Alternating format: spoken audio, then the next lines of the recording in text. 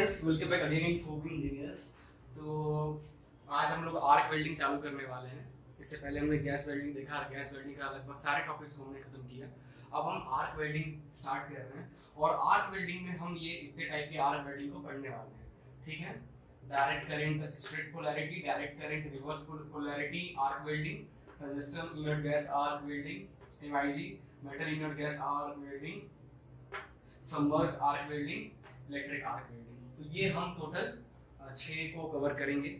तो चलिए शुरू करते हैं। सबसे पहले तो देखिए आर्क वेल्डिंग क्या होता है, एक पर्टिकुलर डेफिनेशन तो हमें पता होना चाहिए ना आर्क वेल्डिंग का, फिर हम डिस्कस करेंगे। तो heat required is obtained by an electric arc. जो हमें हीट रिक्वायर्ड है, अगर हमारा ये वर्क पीस है, इस वर्क पीस को अगर हमें वेल्ड करना है, भाई जाहिर सी बात है अगर वर्क पीस को हमें वेल्ड करना है तो हमें तो हीट चाहिए होगा।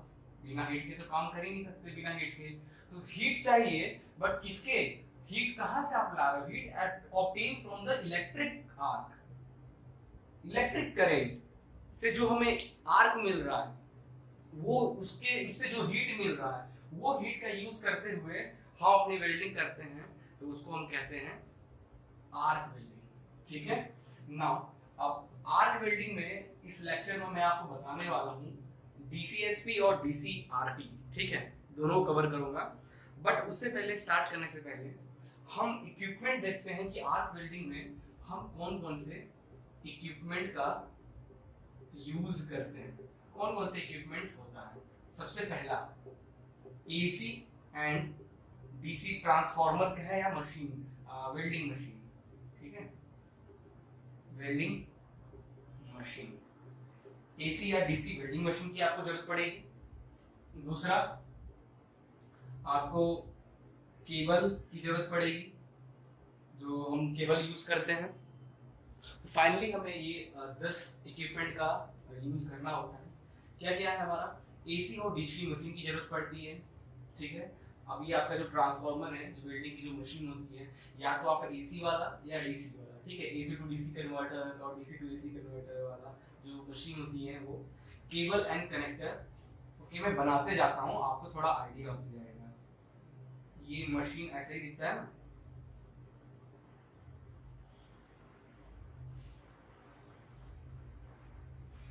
ठीक है, ये मशीन हो गया। एक केबल होता है, ठीक है,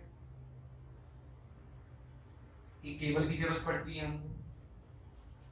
तो केबल एंड कनेक्टर, जिससे आपने इस पॉइंट पे कनेक्ट किया है वो कनेक्टर्स, और जहां आगे भी जो पॉइंट पे कनेक्ट करेंगे, तो मशीन चाहिए, केबल चाहिए और उसका कनेक्टर चाहिए होगा, wire brush, okay. Wire brush यहाँ पे क्या है, इस तरीके का होता है, ठीक है, ऐसा होता है, ठीक है, इस तरीके का। इसको आप अगर पुश करोगे, यहाँ से एयर भी निकलता है। पहले ये वायर, जो वायर्स नहीं, पतले पतले जो वायर्स होते हैं ना, कॉपर के पतले पतले वायर्स होते हैं, वो वायर्स यहाँ पे लगे होते हैं। ये कहाँ यूज करते हैं, जिस पे प्लेस पे आपको वेल्डिंग करना होता है, तो पहले थोड़ा क्लीन कर लो। अगर वहाँ पे थोड़ा जंग वगैरह लगा हुआ है, कॉरोजन वगैरह है, तो वहाँ पे क्लीन कर लो। या तो वेल्डिंग करने के बाद फिर आप जब चिपिंग करते हो, वेल्डिंग करने के बाद फ्लक्स होता है ना, जो वेल्डिंग मटेरियल, उसके ऊपर फ्लक्स जम जाता है, तो फ्लक्स को हम हथौड़ा से मारते हैं, हैमर से मारकर उसको चिपिंग करते हैं, उस प्रोसेस को बोलते हैं चिपिंग। तो जो भी फ्लक्स आता है उसको हम इससे साफ करते हैं, उसके बाद ऐसे दबाएंगे तो एयर से भी क्लीन करता है। ये हो गया आपका वायर ब्रश। हैंड ग्लव्स, ठीक है, तो आपको हैंड ग्लव्स की भी जरूरत पड़ती है। एंड एप्रॉन, एप्रॉन जो आप एप्रॉन पहनते हैं, ठीक है, एप्रॉन की भी जरूरत पड़ती है। इलेक्ट्रोड एंड होल्डर, ओके, तो होल्डर कुछ इस तरीके का होल्डर होता है आपका,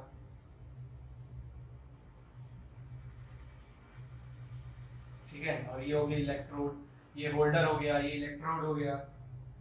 अर्थिंग क्लैंप, हाँ, यहाँ से आपको एक अर्थिंग क्लैंप की जरूरत पड़ती है, ओके, मैंने ये गलत बना दिया है, एक्चुअली इधर नहीं रहेगा। ये अर्थिंग क्लैंप, जो भी आपका वर्क पीस होगा उसमें आपको अर्थिंग देना होगा, ठीक है। अर्थिंग क्लैंप हो गया। हेलमेट, यस, हेलमेट की बात कर रहे हैं यहाँ पे। हेलमेट को हम लोग सील्ड नाम से जानते हैं, ठीक है, सील्ड भी बोलते हैं, वेल्डिंग सील्ड, ठीक है। कैसा होता है इसका सील, देखोगे कुछ इस तरीके का होता है। यहाँ पे आपका ग्लास लगा होता है और यहाँ हैंडल होता है पकड़ने के लिए, ठीक है।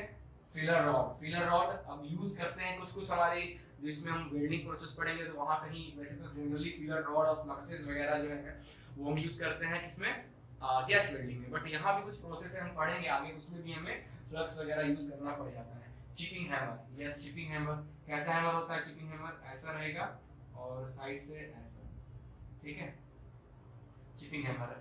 तो जहां भी आपका जैसे कि आपने दो ज्वाइंट किया है, तो अगर ये दो सरफेस को ज्वाइंट किया है ना, तो जब आप तो क्या होता है जो फ्लक्स वगैरह है इलेक्ट्रोड का, जो फ्लक्स इलेक्ट्रोड पे क्या रहता है फ्लक्स रहता है, वो फ्लक्स क्या होता है इस पे आ जाता है, क्योंकि बाहर का जो एटमॉस्फेरिक कोई भी कंटामिनेशन है वो अंदर ना आ जाए वेल्डिंग के, वरना वेल्डिंग कमजोर हो जाएगी, इसलिए वो फ्लक्स का यूज करते हैं ताकि कोई भी बाहरी गैसेस वगैरह अंदर ना इंटरैक्ट ना हो पाए, ठीक है, या अंदर ना आ पाए, फ्लक्स होता है। तो इस फ्लक्स को तोड़ने के लिए हम इस फ्लक्स का ऊपर वाला जो पार्ट है ना बस फ्लक्स का तोड़ने के लिए हम ये चिपिंग हैमर का यूज करते हैं, ठीक है।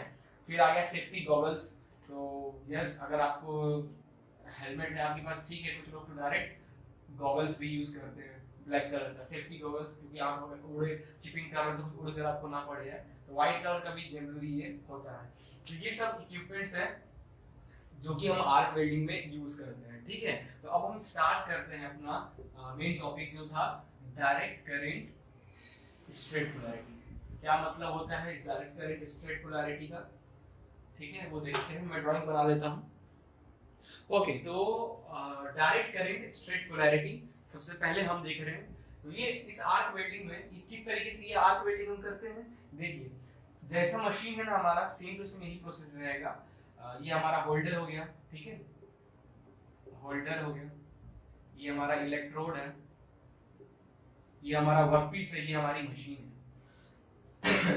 तो डायरेक्ट करंट स्ट्रेट पोलैरिटी में क्या होता है कि जो आपका वर्क पीस है वो जो वर्क पीस है वो मशीन के पॉजिटिव वाले पार्ट से कनेक्ट होगा, मतलब वर्क पीस में पॉजिटिव चार्ज आ रहा होगा, और जो आपका इलेक्ट्रोड है ये मशीन के नेगेटिव पार्ट से कनेक्ट होगा, मतलब इलेक्ट्रोड में नेगेटिव चार्ज आ रहा होगा, ठीक है नेगेटिव चार्ज आ रहा होगा। तो इस तरीके से अगर हम जो ज्वाइन करते हैं कि मशीन का प्लस वाला पार्ट को वर्कपीस देते हैं और नेगेटिव वाला जो पार्ट है पावर सप्लाई उसको हम इलेक्ट्रोड को देते हैं, तो इस वेल्डिंग को हम कहते हैं डायरेक्ट करंट स्ट्रेट पोलैरिटी। इसमें क्या होता है, ठीक है इसमें क्या होता है, अब हमें पता है इलेक्ट्रॉन्स जो होते हैं हमेशा नेगेटिव से पॉजिटिव की ओर जाता है, ये भी हमें पता है। तो क्या होगा इस इलेक्ट्रोड से जो आर्क है वो करंट जो है इस डायरेक्शन में फ्लो होगी, इस डायरेक्शन में फ्लो होगी, तो यहाँ पे क्या होगा मेटल हीट होगा मेल्ट होने लगेगा यहाँ पे, ठीक है। तो अगर इस तरीके से कनेक्शन है तो इस कनेक्शन को हम कहते हैं, इस तरीके के वेल्डिंग को कहते हैं हम डायरेक्ट करंट स्ट्रेट पोलैरिटी। कुछ एडवांटेजेस भी होगा इनका, सही बात है, क्योंकि इससे एक के बाद एक और पढ़ने वाले रिवर्स पोलैरिटी। क्या होगा रिवर्स पोलैरिटी में, इलेक्ट्रोड को प्लस दे देंगे और इसको माइनस दे देंगे, यही हो गया हमारा रिवर्स पोलैरिटी। तो सबसे पहले हम देख लेते हैं कि इसमें क्या है। सबसे पहले तो एक चीज देखो, तो इलेक्ट्रोड से करंट जो है वो कहां वर्क पीस में जा रहा है, तो क्या होगा यहाँ पे आपका मैक्सिमम हीट एट कहां, हीट सबसे ज्यादा कहां मिलेगा इलेक्ट्रोड पे या वर्क पीस पे, करंट इधर की ओर जा रहा है वर्क पीस पे, तो सबसे पहला कि maximum heat at workpiece, maximum heat at workpiece. तो अगर आपको ऐसा कोई अगर वर्कपीस जो है आपका ज्यादा मेल्टिंग पॉइंट वाला है तो आप ये प्रोसेस से यूज करें, क्योंकि आपको ज्यादा मेल्टिंग पॉइंट वाला आपका क्या है वर्कपीस, तो उसको इजीली मेल्ट करना है, तो ये प्रोसेस सबसे अच्छा रहेगा डायरेक्ट करंट स्ट्रेट पोलैरिटी, जिसके कारण आप क्योंकि यहाँ इलेक्ट्रोड से करंट इसमें ट्रांसफर होगा तो ये इजीली हीट हो जाएगा, ठीक है। Maximum heat at okay, so due to this maximum heat at workpiece, maximum penetration on workpiece, yes अभी ज्यादा penetration maximum होगा, ठीक है। ये दो एडवांटेजेस हो गया। थर्ड है join thick plate, yes join thick plates, सही सही बात है। अब इसमें क्या है, हीट तो हम वर्कपीस हमारा हीट हो रहा है, तो वर्कपीस जब हमारा हीट हो रहा है तो जाहिर सी बात है, अगर वो पतला वर्कपीस होता, अगर जो हमारा ऑब्जेक्ट वर्कपीस है अगर वो पतला होता और ये प्रोसेस अगर हम यूज करते तो गड्ढा हो जाता, वेल्डिंग हो ही नहीं पाती। जैसे आप एक बार टच करके तुरंत गड्ढा हो जाता, थिक होती तो, थिन होती तो, ठीक है। तो ये जनरली जो मोटे मोटे होते हैं, ज्यादा थिकनेस वाले वर्कपीस होते हैं, उनको यूज करते हैं, वहां पे हम इसका इस डायरेक्ट करंट स्ट्रेट पोलैरिटी का यूज करते हैं। ज्वाइन थिक प्लेट्स, ठीक है। नेक्स्ट है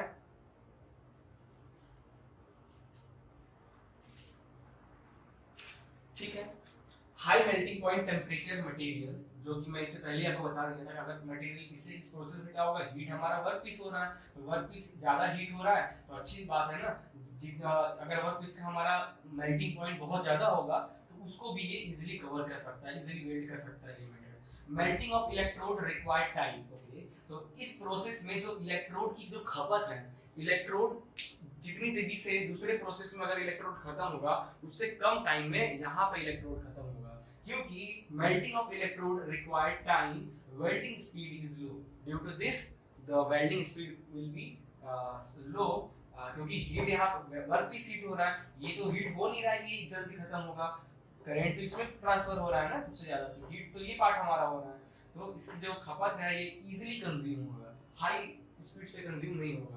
So melting of electrode required time, ठीक है, and due to this the welding speed is low। तो ये था हमारा डायरेक्ट करंट स्ट्रेट पोलैरिटी, ठीक है। अब हम क्या करेंगे, इसी क्वेश्चन को जो पोलैरिटीज है हमारा, पोलैरिटी चेंज कर देते हैं, ठीक है।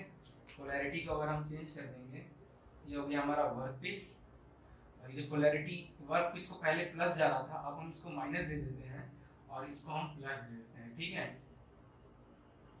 माइनस से कनेक्ट हो गया प्लस, तो अब देखिए, अब वर्क पीस जो है नेगेटिव पॉइंट से कनेक्ट है मशीन के, और मशीन के पॉजिटिव पॉइंट से हमारा होल्ड इलेक्ट्रोड कनेक्ट है, तो क्या होगा, यहाँ पे कैसे इलेक्ट्रिक फ्लो होगा, यहाँ पे इलेक्ट्रिक माइनस से प्लस में जाता है, पता है, यहाँ पे हमारा जो करंट है इस तरीके से फ्लो होगा, करंट वर्क पीस से इसकी ओर फ्लो होगा, ठीक है। तो क्या होगा, तो यहाँ पे करंट इस इलेक्ट्रोड की तरफ फ्लो होने से इलेक्ट्रोड हमारा सबसे ज्यादा हीट होगा, तो मैक्सिमम हीट एट वर्कपीस था, इसको मिटाकर यहाँ हो जाएगा electrode, maximum heat at electrode, ठीक है। मैक्सिमम पेनिट्रेशन ऑन वर्कपीस, यहाँ पे क्या होगा, maximum penetration on electrode, maximum penetration in electrode, ठीक है। मतलब इस पॉइंट को हम ये भी लिख सकते हैं, बट हम ये भी लिख सकते हैं कि मिनिमम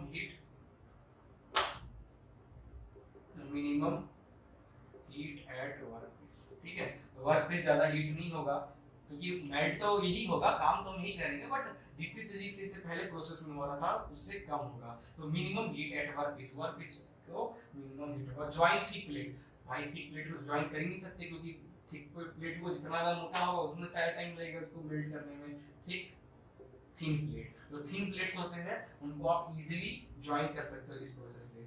तो हाई मेल्टिंग पॉइंट टेंपरेचर नहीं कर सकते हो, high melting point temperature material not join, ठीक है। High melting point temperature material easily join था, इसको मिटाकर हम लिखते हैं नॉट ज्वाइन, ठीक है, नॉट ज्वाइन, ये हो गया। Melting of electrode required time, melting of electrode fast, melting of electrode fast, due to this the welding speed is high, ठीक है, क्योंकि करंट तो इधर फ्लो हो रहा है ना, तो जल्दी जल्दी हमारा ये कंज्यूम होगा। तो ये था हमारा direct current straight polarity. Now heat source के बारे में यहाँ पे बात कर लेते हैं, आर्क वेल्डिंग का चल ही रहा है, तो आर्क वेल्डिंग के हीट सोर्स की बात कर लें। सबसे पहला है वेल्डिंग ट्रांसफार्मर, एसी वेल्डिंग के लिए हम वेल्डिंग ट्रांसफार्मर का यूज करते हैं, डीसी वेल्डिंग के लिए हम वेल्डिंग जनरेटर का यूज करते हैं। एक और हमारा हीट सोर्स होता है जिसको बोलते हैं constant current type transformer, constant current type transformer, in which क्या होता है, ड्रॉपिंग आर्क वोल्टेज, इसका मतलब हुआ एक और टर्म है ड्रॉपिंग आर्क वोल्टेज। तो आप देखोगे यहाँ पे कि जैसे जैसे आप वोल्टेज अपना इंक्रीज कर रहे हो इस टाइप की मशीन में, आपका करंट भी कम होता जा रहा है, जैसे जैसे अपने वोल्टेज को इंक्रीज कर रहे हो, करंट आपका करंट फ्लोबिलिटी कम हो रहा है। तो इससे क्या होता है, आप एडजस्ट कर सकते हो आपकी जैसी वेल्डिंग, थिक प्लेट वेल्ड करना है कि थिन प्लेट वेल्ड करना है, तो इस कांस्टेंट करंट टाइप ट्रांसफार्मर से आप एडजस्ट करके उसको कर सकते हो। बट बाकियों में ऐसा नहीं, बाकी में आपको पोलराइज टीआईजी हम इस लेक्चर में डिस्कस करेंगे। टीआईजी वेल्डिंग एक तरीके का आर्क वेल्डिंग, ये भी आर्क वेल्डिंग का ही एक सब पार्ट है। That is tungsten inert gas arc welding. TIG का फुल फॉर्म है टंगस्टन इनर्ट गैस वेल्डिंग, ठीक है। आपको याद रखना है, बहुत इंपॉर्टेंट क्वेश्चंस इससे बनते हैं। एक दो क्वेश्चन ही बनता है इस टॉपिक से, बट बहुत इंपॉर्टेंट क्वेश्चन बनते हैं। बंदे काफी बार इजीली आंसर दे देते हैं बट कंफ्यूज भी हो जाते हैं, क्योंकि इससे रिलेटेड एक और टॉपिक है। तो आप दोनों में कंपेयर, आपको जब मैं पढ़ाऊंगा तो लास्ट तक आपको देखते रहना है हमारे टॉपिक्स, तो आपको समझ में आएंगे, ठीक है। चलिए शुरू करते हैं। एक हमारा सिलेंडर होता है जिसमें हम इनर्ट गैस का यूज करते हैं एज अ सीलिंग, ठीक है। फ्लक्स की तरह काम करता है यहाँ पे इनर्ट गैस। कैसे वर्क करता है बताते हैं। देखो ये आपका है होल्डर, ये आपका होल्डर है जो ब्लैक कलर से दिख रहा है। इस पे हमारा ये लगा हुआ जो रेड कलर से आपको दिख रहा है, यही हमारा टंगस्टन, ठीक है। टंगस्टन का एक रॉड, पतली सी हम वायर रॉड यूज करते हैं, ये tungsten electrode, okay. Tungsten electrode, electrode कहा इसको, ठीक है। टंगस्टन इलेक्ट्रोड रहता है। तो हम क्या करते हैं, उस रॉड का पावर सप्लाई से हमारा कनेक्शन होता है, वर्कपीस भी हमारा पावर सप्लाई से ग्राउंड पे कनेक्ट होता है, और उस इलेक्ट्रोड के आसपास रैप्ड पाइप ऑफ कूलेंट का पाइप ऐसे लगा होता है, ठीक है। इसी आपको होल्डर में ऐसा लगा रहता है, जिसमें हमारा कूलेंट टैंक है, कूलेंट टैंक से हमारा पंप होता है और उसको ठंडा करके फिर वो पानी वापस बाहर आ जाता है, ठीक है। तो ये जो टेक्निक है ये थोड़ा पुराना टेक्निक है। अब जो यूज करते हैं उसमें ऐसा कुछ नहीं रहता। अब क्या करते हैं, एक होल्डर होगा, ठीक है। ये आपका गैस टैंक है, गैस टैंक से आपका गैस आएगा अंदर की ओर, ठीक है। ये हो गया पावर सप्लाई, पावर सप्लाई से आपका ये भी कनेक्ट होगा, और ये वर्क पीस है, वर्क पीस से ये कनेक्ट होगा, ठीक है। और ये आपका इलेक्ट्रोड लगा हुआ है, ये आपका टंगस्टन का रॉड लगा हुआ है। आप वेल्डिंग करना चालू कर दो with the help of filler rod, with the help of filler rod से आप स्टार्ट कर दें काम करना, ठीक है। ये सिलेंडर हो गया, ये पुराना टेक्निक है, अब ऐसा यूज करते हैं। बट अभी भी बड़े बड़े जो ज्यादा जो काम होता है ना, ये छोटे मोटे दुकान वगैरह में आपका जो घर में जो स्टेयर वगैरह होता है ना, तो स्टेयर वगैरह बगल में जो स्टील की डिजाइनिंग रहता है साइड में, उसको कोई गिरे ना उसको रोकने के लिए बाउंड्री वो बनाते हैं। तो वो छोटी सी मशीन, टीआईजी की छोटी सी मशीन आती है, उसी मशीन में सब कुछ सिस्टम रहता है, काम हो जाता है, ठीक है। बस एक सिलेंडर कनेक्ट करो, टंगस्टन का रॉड डालो, काम करना चालू कर दो। बट बड़े बड़े इंडस्ट्री में ये कूलेंट टैंक की जरूरत है, काफी देर तक हमारा ये मशीन चलता रहता है, काफी देर तक, तो आपको जरूरत पड़ती है कूलेंट की, ठीक है। एक हमारा इनर्ट गैस का सिलेंडर, उस सिलेंडर से हमारा कनेक्ट क्या होता है, हमारा होल्डर, उस होल्डर में हमारा टंगस्टन इलेक्ट्रोड लगा हुआ है। तो टंगस्टन इलेक्ट्रोड का पार्ट हमारा पावर सप्लाई से कनेक्ट रहता है, और पावर सप्लाई का एक पार्ट हमारा वर्कपीस से कनेक्ट होता है, और आसपास कूलेंट घूमता है ताकि जो ये हीट हो, पावर सप्लाई स्टार्ट हो, तो ये टंगस्टन हीट होने लगता है। तो हीट होने लगता है तो हो सकता है आपका होल्डर में दिक्कत हो, आपको हाथ से पकड़े हो, वेल्ड कर रहे हो तो गर्म वगैरह हो, तो कूलेंट उसको ठंडा करता है, ठीक है। तो कैसे काम करता है, जब आप स्टार्ट करते हो तो आपकी जो वर्कपीस है, ये जो गैस है इनर्ट गैस, ये क्या काम करता है, ये शील्ड प्रोवाइड करता है, आसपास शील्ड प्रोवाइड करता है, ताकि बाहरी एक भी बाहरी एयर कंटामिनेटेड अंदर वर्कपीस में जो आपका ये वेल्डिंग कूल है इसमें ना आ जाए। अगर कोई बाहरी कंटामिनेटेड अंदर की ओर आ गया तो क्या होगा, आपकी वेल्डिंग कमजोर हो जाएगी, आपकी वेल्डिंग में गैप्स वगैरह आ जाएंगे, पिन होल टाइप के आ जाएंगे, ठीक है। तो आपकी वेल्डिंग आप तो ये चाहोगे नहीं, इसीलिए गैस का इनर्ट गैस का इसलिए यूज करते हैं। ये क्या करता है, शील्ड प्रोवाइड करता है। जब आप वेल्डिंग करते हो ना, आपके आसपास ऐसा शील्ड प्रोवाइड करता है ताकि कोई भी कंटामिनेटेड एयर कंटामिनेटेड अंदर की ओर ना आ पाए, ठीक है। ये हो गया। अब जो वर्क पीस है इसको वेल्ड करने के लिए टंगस्टन इनर्ट गैस वेल्डिंग में हम फीलर रॉड का भी यूज करते हैं, ठीक है। ये जो प्रोसेस है ये सिर्फ क्या करता है, आपके वर्क पीस को हीट करेगा और गैस क्या करेगा, सील्ड करेगा। बट अगर आपको वेल्ड पीस को जोड़ना है, ज्वाइंट करना है, तो आप कैसे ज्वाइंट करोगे तो इसमें आपको एक फीलर रॉड का भी यूज करना पड़ता है, ठीक है। ये फीलर रॉड का भी यूज करना पड़ता है। अब जो फीलर रॉड होता है वो फीलर रॉड या तो सेम मटेरियल का होता है, सेम मटेरियल एज वर्कपीस, या अप्रोक्सीमेट सेम मटेरियल का होता है एज वर्कपीस। ठीक है, फिलर मटेरियल का और इसकी डेंसिटी सेम होती है, डेंसिटी इनकी सेम होनी चाहिए। ठीक है, इन दोनों की विस्कोसिटी सेम होनी चाहिए, तभी तो इजीली फ्लो होंगे इसके ऊपर, तो वेट होगा। विस्कोसिटी सेम होना चाहिए। ठीक है, इन दोनों का मेल्टिंग पॉइंट टेम्परेचर सेम होना चाहिए। इतना कुछ होना चाहिए आपकी फीलर रॉड की खासियत, तब जाकर आपकी वो फीलर रॉड आपका काम करेगा। तो क्या करते हैं, जब आपको वेल्ड करना होता है दो को, तो आप फीलर रॉड लोगे, तो फीलर रॉड क्या होता है, कंज्यूम, फीलर रॉड आपका कंज्यूम होता है, याद रखना है। अच्छा, कंजस्टेड इनर गैस में सबसे बड़ी बात है, यहाँ पे जो आप इलेक्ट्रोड यूज कर रहे हो वो इलेक्ट्रोड खत्म नहीं होता है, वो इलेक्ट्रोड कंज्यूम नहीं होगा आपका। ठीक है, तो अगर क्वेश्चन आपसे पूछा जाए कि ऐसा कौन सा वेल्डिंग है जिसमें इलेक्ट्रोड कंज्यूम नहीं होता है, तो आपको आंसर देना तुरंत माइंड में आना चाहिए टीआईजी। टीआईजी में इलेक्ट्रोड जो है वो कंज्यूम नहीं होता है, आप जो फिलर रॉड यूज कर रहे हो वो कंज्यूम होता है। ये इलेक्ट्रोड सिर्फ क्या करता है, इस पार्ट को हीट करता है। ठीक है, हीट करेगा। अब इसमें आपको दो पार्ट को जोड़ना है, तो उसमें आपको फिलर रॉड जब आप हीट लाओगे, यहाँ आर इतना हाई पावर आर निकलता है, जैसे फिलर रॉड आप उसके टच में आता है, फिलर रॉड कंज्यूम हो, पिघलना चालू होता है, मेल्ट होना चालू। ये जो मेल्टिंग पार्ट है फिलर रॉड का, वो दोनों मटेरियल के साइड में जाकर इकट्ठा हो जाता है, जिससे दोनों मटेरियल हमारा जुड़ जाते हैं। ठीक है, तो कभी भी क्वेश्चन आया कि ऐसा कौन सा वेल्डिंग टेक्निक है जिसमें इलेक्ट्रोड कंज्यूम नहीं होता है, आप तुरंत बताओगे इन टीआईजी वेल्डिंग में ऐसा कौन सा मटेरियल है जो वेल्डिंग के लिए हम यूज करते हैं बट वो कंज्यूम नहीं होता है, टंगस्टन। तुरंत आपको आंसर आना चाहिए। ठीक है, तो ये जो हमारा टीआईजी वेल्डिंग है, ये आप कब यूज करोगे, तो thickness of plate under 5 mm। ठीक है, थिकनेस ऑफ प्लेट हो या आपका कोई पाइप हो, हॉलो पाइप हो ऐसा, ठीक है, या फिर आपका स्क्वायर हॉलो पाइप हो इस तरीके का, तो इनकी जो ये थिकनेस है या इनकी ये थिकनेस है या प्लेट की जो थिकनेस है वो 5 mm से होंगे, अंडर 5 mm। ठीक है, अंडर 5 mm। अगर आप टीआईजी बिल्डिंग यूज कर रहे हो और आप चाहते हो कि अच्छा रिजल्ट आपको मिले, अच्छी स्ट्रेंथ मिले, तो आप जो भी पार्ट को ज्वाइन करोगे आपको ध्यान रखना है कि उसकी थिकनेस 5 mm से कम होनी चाहिए, अंडर 5 mm होनी चाहिए। आप प्लेट यूज कर रहे हो या हॉलो पाइप वेल्ड करना चाह रहे हो या फिर हॉलो रेक्टेंगुलर शेप वेल्ड करना चाह रहे हो, तो आपको ये चीज ध्यान देना है। ठीक है, तो टीआईजी में हम कैसा प्लेट यूज करते हैं, अंडर 5 mm थिकनेस वाला प्लेट को हम यूज करते हैं। ठीक है, और टंगस्टन जो हम इसमें यूज कर रहे हैं as a electrode, it is a type of non consumable electrode. ठीक है, कंज्यूम नहीं होता है, non consumable electrode.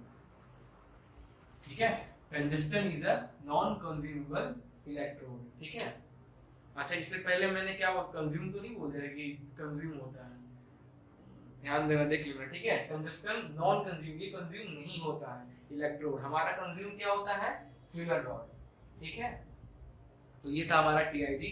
Next lecture में हम एमआईजी डिस्कस करते हैं। Thank you.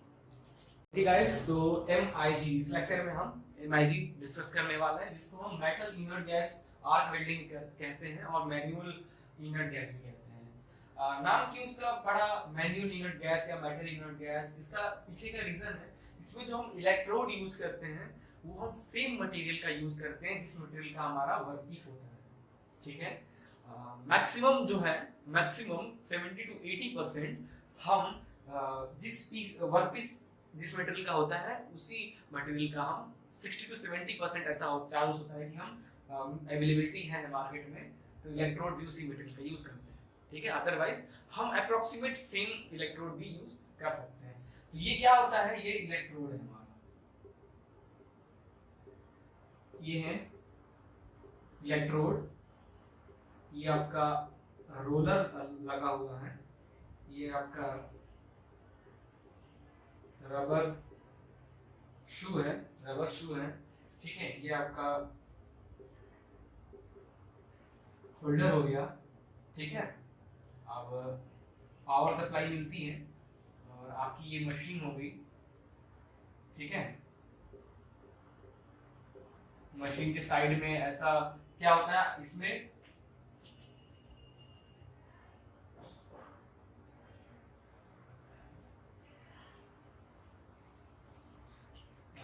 जो आपका जो इलेक्ट्रोड आता है ना, ऐसे में ऐसे आता है। ठीक है,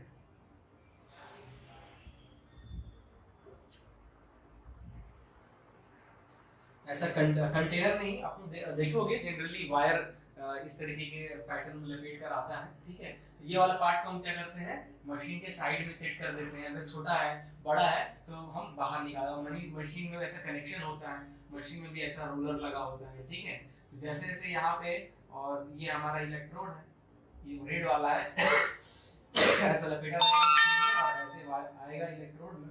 तो आप जैसे हम पावर सप्लाई को ऑन करते हैं, मशीन को ऑन करते हैं, पावर सप्लाई को ऑन करते हैं, क्या होता है, हमारा स्पार्क बनने लग चालू होता है।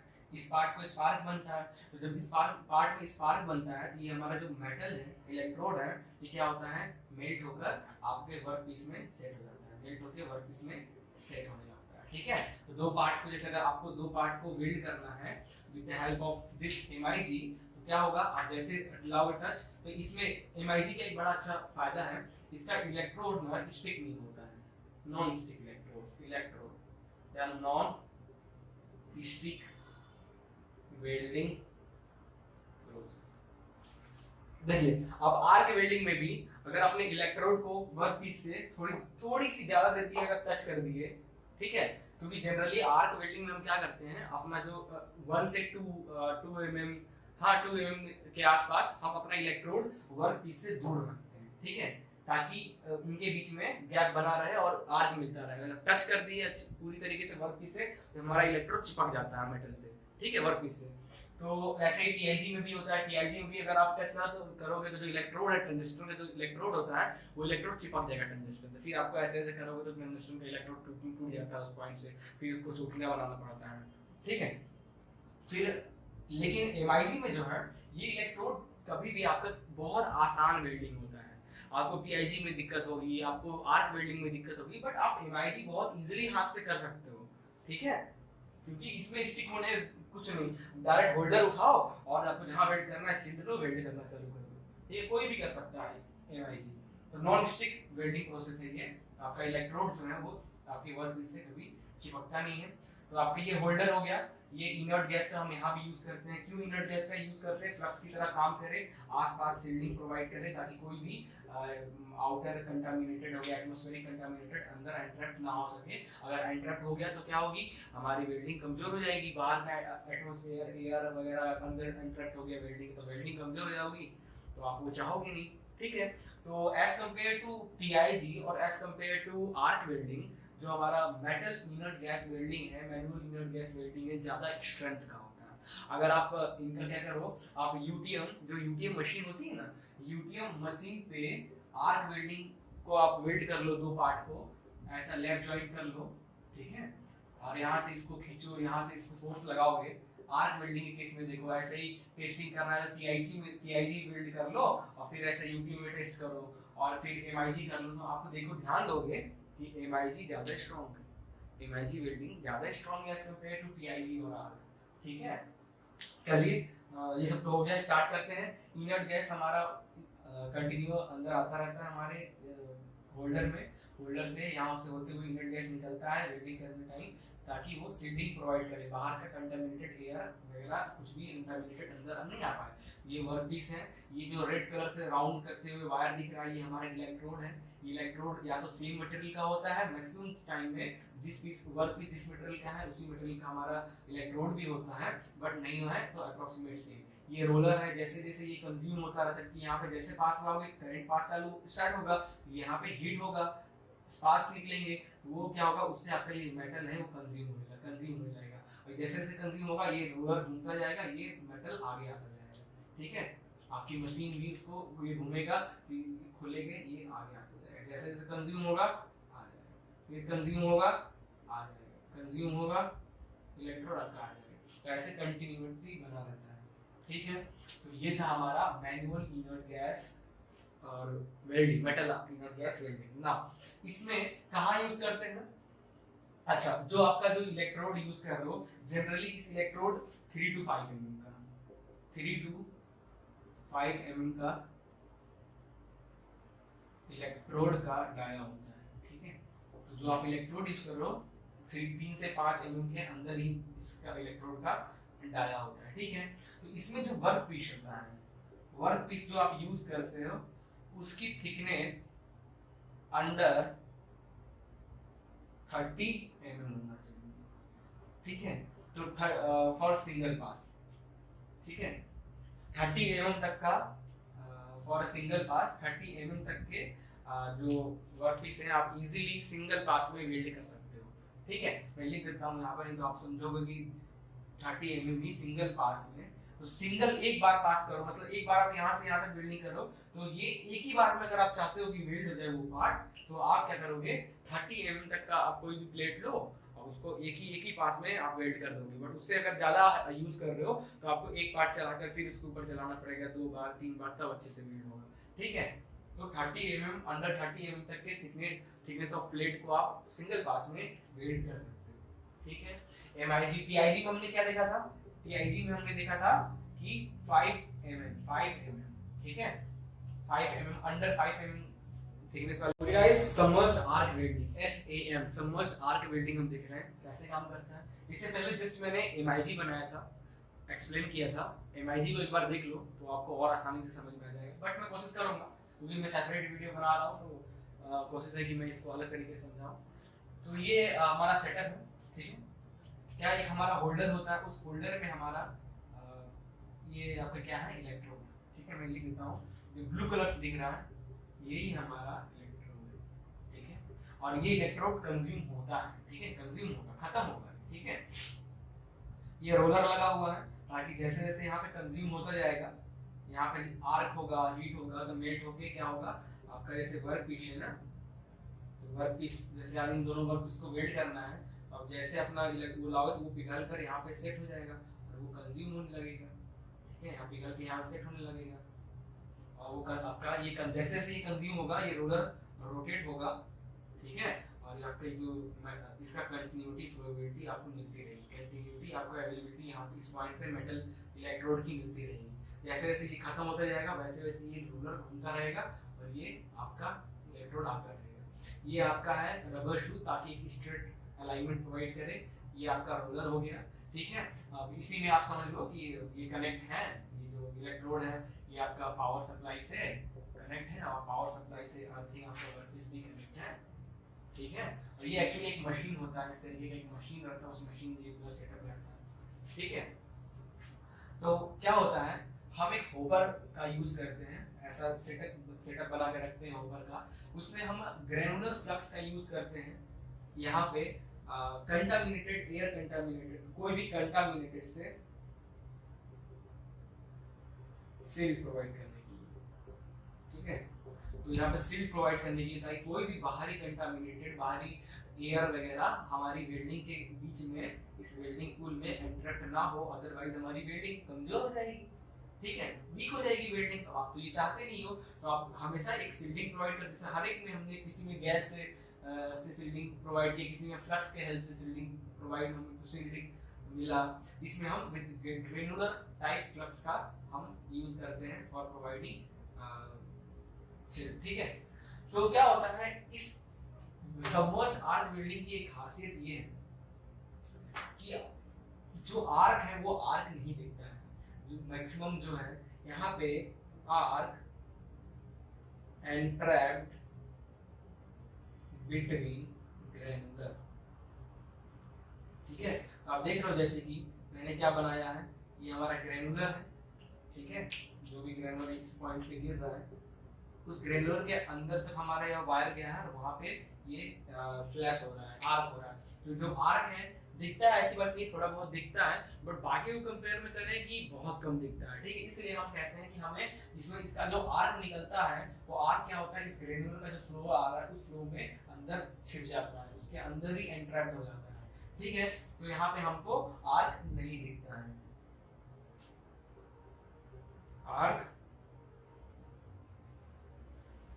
Not visible. ठीक है, तो अगर कहीं पूछे कि कौन से वेल्डिंग प्रोसेस में आर्क विजिबल नहीं है तो आपको तुरंत याद आना चाहिए सबमर्ज्ड आर्क वेल्डिंग में।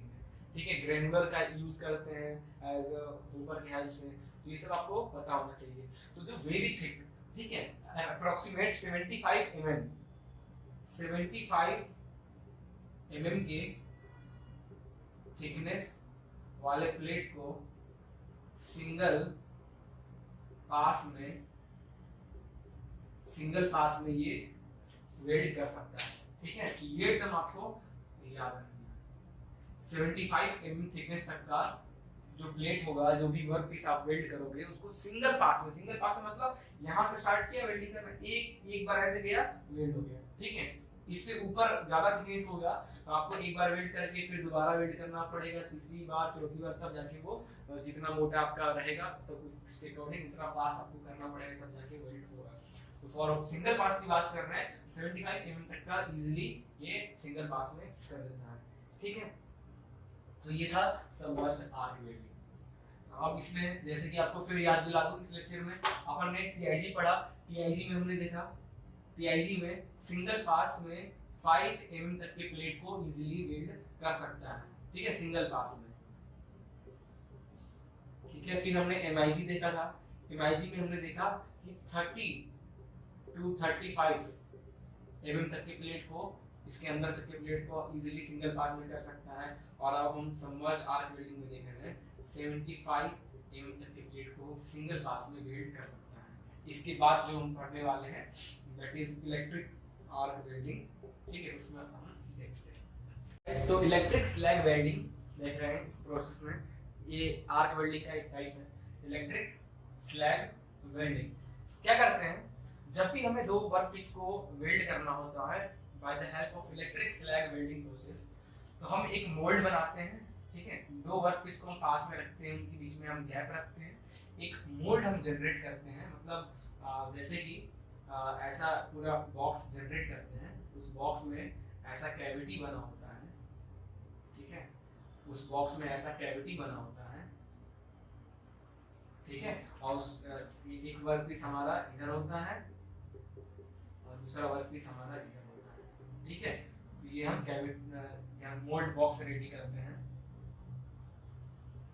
ठीक है, मोल्ड बॉक्स रेडी किए, यहाँ पे हम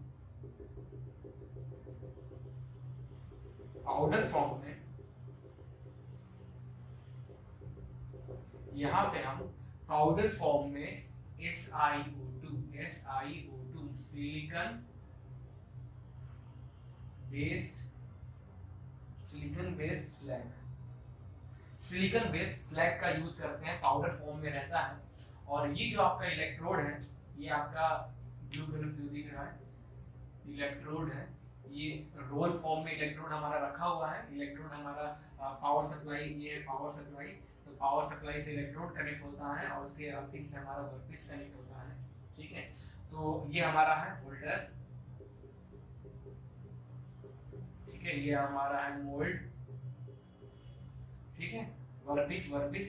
तो जैसे जैसे ये, अब ये हमारा इलेक्ट्रोड जो है, हम मोल्ड के अंदर तक इलेक्ट्रोड अपना डालते हैं, मोल्ड के अंदर डालते हैं, और जैसे मशीन को स्टार्ट करते हैं, ये इलेक्ट्रोड क्या होता है, आर्क प्रोड्यूस होता है। इस इलेक्ट्रोड के आर्क प्रोड्यूस करने से, हीट प्रोड्यूस करने से, ये जो स्लैग है, ये स्लैग, जितने स्लैग हैं, ये सब पिघलने लगते हैं और पिघल कर ऐसे सेटल होने लगते हैं।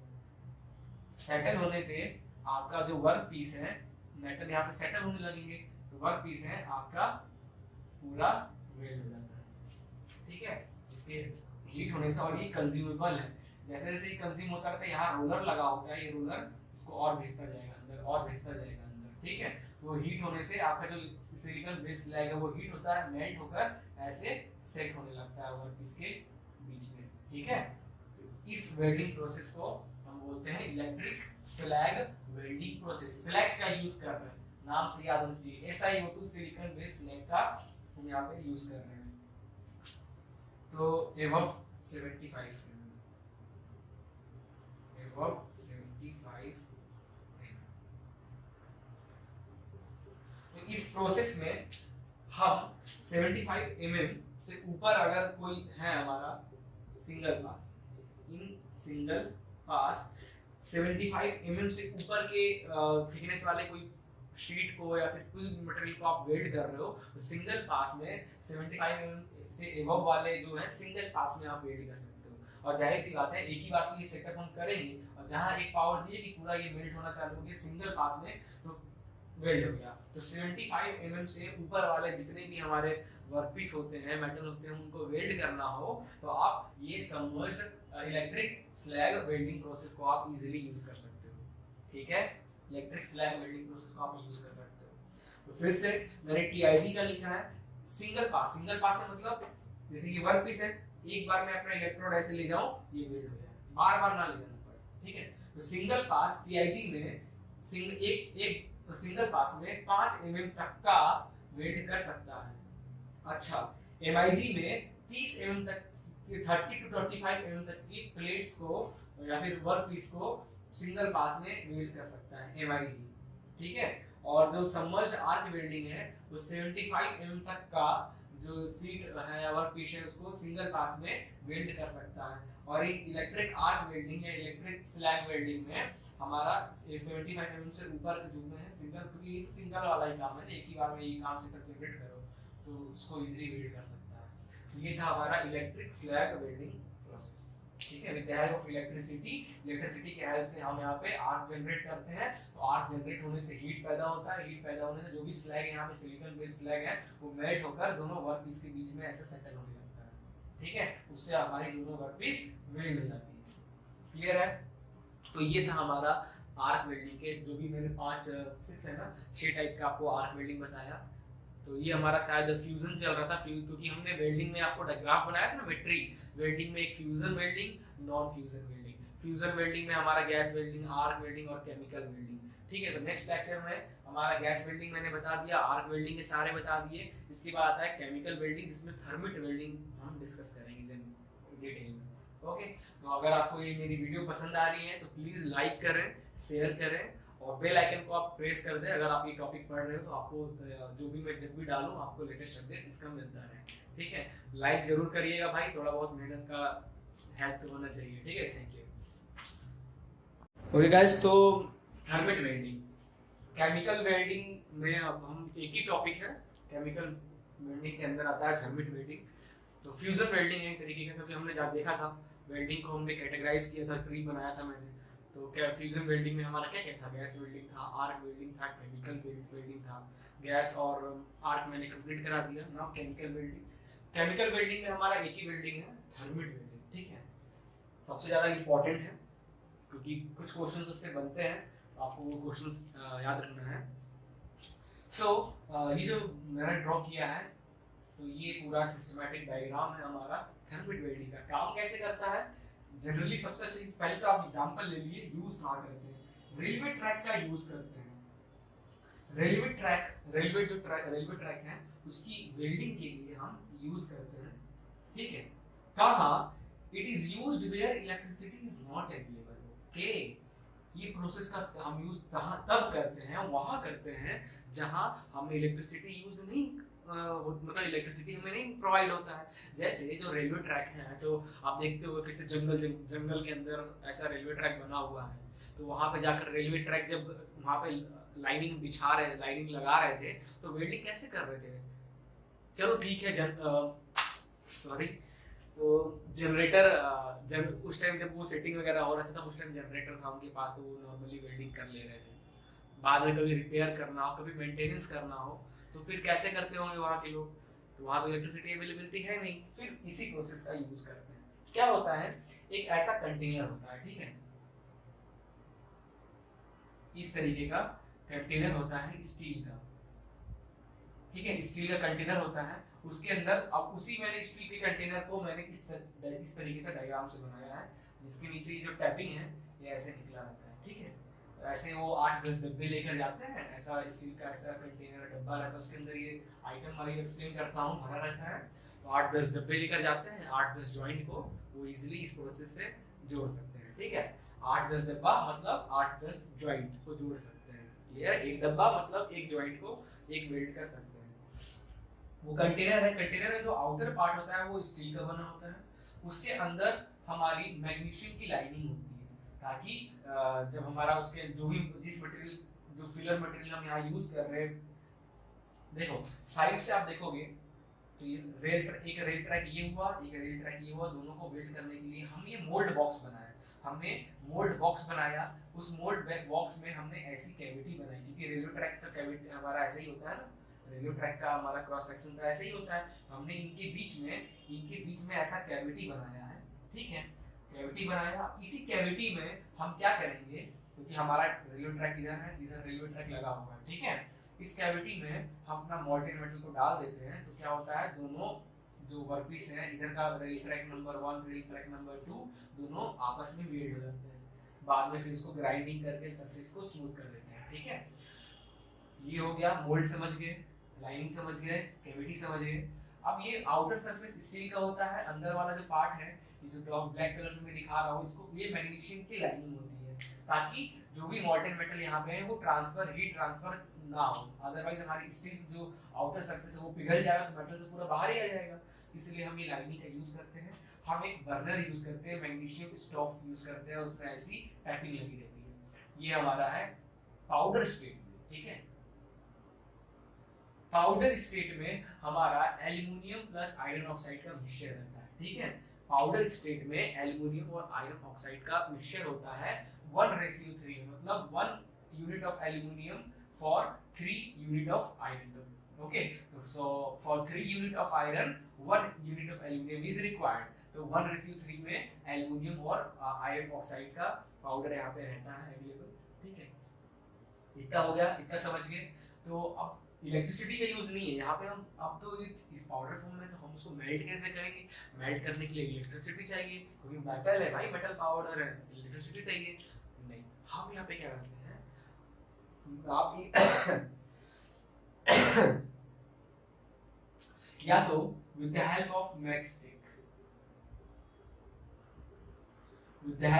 matchstick के हेल्प से आप इसको इग्नाइट करना है। सिर्फ आपको ये जो पाउडर है उसको एक बार इग्नाइट कर दो, पाउडर जैसे इग्नाइट होगा वो खुद ही में खुद वो क्या होगा, हीट इग्नाइट होगा। इग्नाइट होने से क्या होगा, वो जो भी पाउडर है वो मोल्टेन स्टेट में आ जाएगा, और इस टैपिंग के थ्रू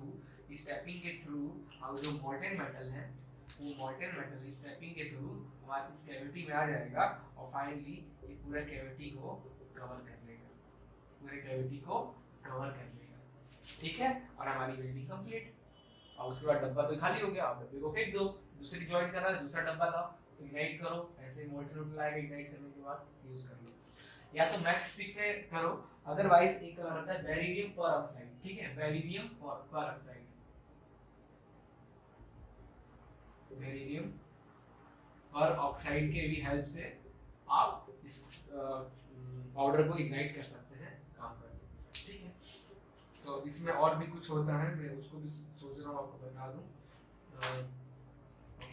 यहीं पे इस तरीके से राइजर कनेक्ट होता है, कप टाइप का, ठीक है, ऐसा कप टाइप का राइजर कनेक्ट होता है, इधर साइड और इधर साइड, इस टाइप का।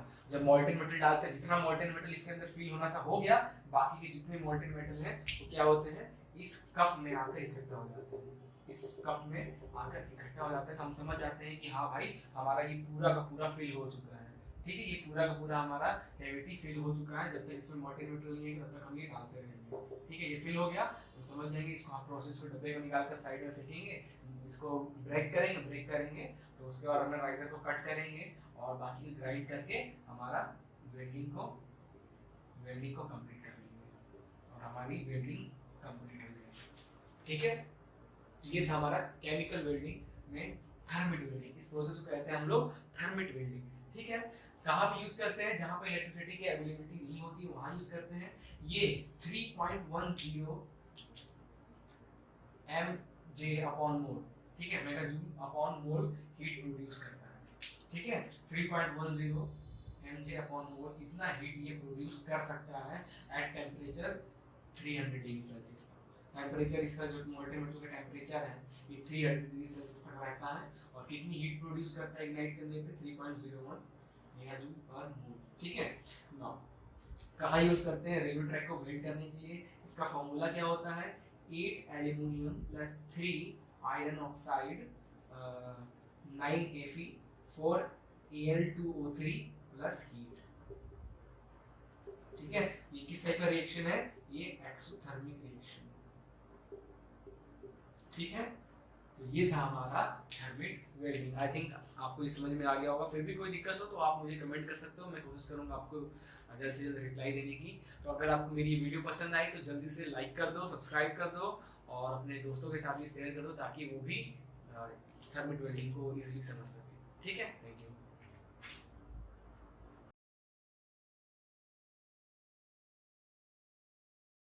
वेल्डिंग से मैं टॉपिक से उठाया हूँ ये सारे क्वेश्चंस।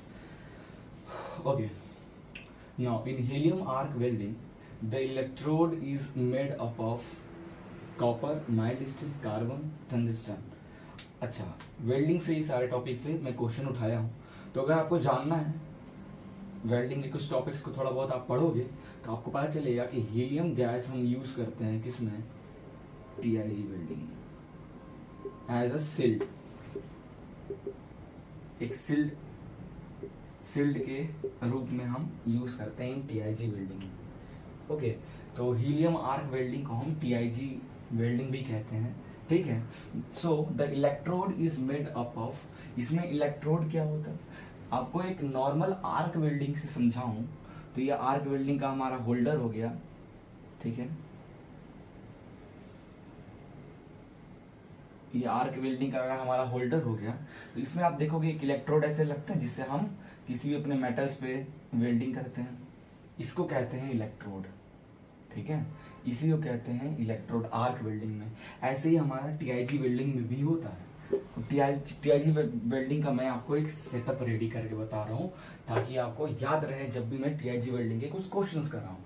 जनरली एक सिलेंडर होता है, ठीक है, ऐसा सिलेंडर होता है, आपका एक मशीन होता है, ठीक है, एक मशीन होता है, ये दोनों ऐसे मिलते हैं और यहाँ पे ये आपका एक गन टाइप का ऐसा रहेगा। ठीक है, इस तरीके का। तो ये होता है, ये गैस जाता है यहाँ से, इलेक्ट्रिक से जा रहा है, इसमें हम एक इलेक्ट्रोड यूज करते हैं जो कि नॉन कंज्यूमेबल इलेक्ट्रोड होता है, ये कंज्यूम नहीं होता है। आर्क वेल्डिंग में जो आप इलेक्ट्रोड यूज करते हो तो वो यूज होते होते छोटा हो जाता है, खत्म हो जाता है, बट इसमें जो हम टीआईजी वेल्डिंग में जो इलेक्ट्रोड यूज करते हैं वो जनरली हमारा टंगस्टन का बना होता है। ठीक है, और भी एक आध दो हैं उसके भी बने होते हैं, बट टंगस्टन आपको याद रखना मेन है। तो क्योंकि टीआईजी का फुल फॉर्म भी होता है tungsten inert gas welding, TIG का full form TIG, tungsten inert gas welding. ठीक है, तो ये जो गैसेस हैं ये हीलियम गैस भी हम यहाँ पे यूज करते हैं एज अ, जब आप वेल्डिंग करोगे, जब आप जिस सरफेस पे वेल्डिंग करते हो तो क्या होता है वहां से फ्यूम्स वगैरह निकलते हैं। तो अगर वो फ्यूम्स वगैरह अगर एंट्रैक्ट हो गए आपके एरिया में, या बाहर के एयर अगर आसपास का जो एयर है अगर एंट्रैक्ट हो गया आपकी वेल्डिंग जॉइंट में तो बबल्स, वेल्डिंग कमजोर हो जाएगी। ठीक है, वीक हो जाएगी। तो उससे कि ये जो गैस क्या है जब आप वेल्डिंग करते हो उसके आसपास ऐसे एक लेयर बना देता है ताकि कोई आउटर एयर अंदर एंट्री ना कर सके और बकायदा वेल्डिंग अच्छे से हो। ओके, तो ऑप्शन कौन सा होगा, टंगस्टन। तो हीलियम आर्क वेल्डिंग ऐसे ही मेन है, इसको टंगस्टन इनर्ट गैस वेल्डिंग कहते हैं। अब इसमें जो गैस यूज कर रहे हैं तो हम गैस के नाम पे इसको बोल दिए कि हीलियम आर्क वेल्डिंग क्या होता है। इसमें जो इलेक्ट्रोड यूज करते हैं तो बताइए कौन सा इलेक्ट्रोड है, टंगस्टन का आपको याद रखना क्योंकि टीआईजी टंगस्टन। ठीक है, नेक्स्ट क्वेश्चन देखते हैं। चलिए इस क्वेश्चन का आंसर दीजिए, बहुत आसान है। आई थिंक अब तक तो आपने आंसर दे दिया होगा इसका। ठीक है, which of the welding process uses non consumable electrode, अभी जस्ट बताया था टीआईजी वेल्डिंग। इसमें टीआईजी वेल्डिंग में जो हम इलेक्ट्रोड यूज करते हैं टंगस्टन का होता है और वो नॉन कंज्यूम नहीं होता है, वो नहीं कंज्यूम होता है। हम जो अलग से फिलर मटेरियल यूज करते हैं वेल्डिंग करने के लिए, हम क्या करते हैं, फिलर मटेरियल, जो मटेरियल फिल करना रहता है दो मेटल को जब वेल्ड करने के लिए उनके बीच में फिलर मटेरियल तो डालना होगा, फिलर मटेरियल कंज्यूम होता है, ना कि हमारा इलेक्ट्रोड कंज्यूम होता है टीआईजी वेल्डिंग में। ठीक है, नेक्स्ट क्वेश्चन देखते हैं। ओके, ये क्वेश्चन देखिए, ये पूछा गया था 2007 में, ये भी क्वेश्चन पूछा गया था। ठीक है, इस टॉपिक पे थोड़ा सा एक्सप्लेन करूंगा मैं कि oxygen to acetylene ratio in case of oxidising flame. अब देखिए, फ्लेम की जनरली यहाँ पे बात हो रहा है, तो हम जाहिर सी बात है रेशियो की ऑक्सीजन और एसिटिलीन की मिक्सचर जनरली हम कहाँ यूज करते हैं, तो आपको तुरंत याद होना चाहिए कि ऑक्सीजन और एसिटिलीन का यूज अगर कहीं कह रहा है तो इसका मतलब है हम कहाँ यूज कर रहे हैं, गैस वेल्डिंग में। ठीक है, गैस वेल्डिंग में हम जनरली इसका यूज करते हैं।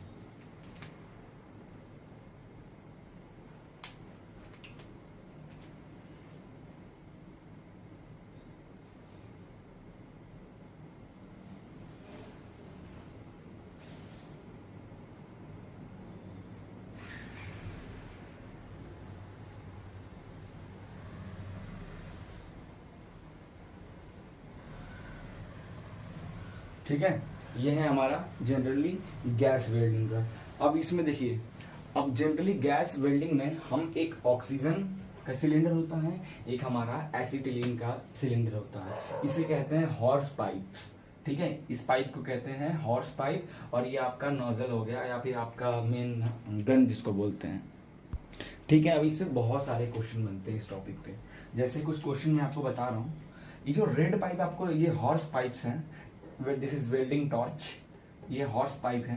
तो जो रेड वाली पाइप जिस सिलेंडर से आ रहा है ना, या जिस सिलेंडर का कलर या तो रेड है या तो मैरून है, जिस सिलेंडर का कलर या तो रेड है या तो मैरून है, वो एसिटिलीन होगा उसमें। ठीक है, एसिटिलीन गैस होगा उस सिलेंडर में।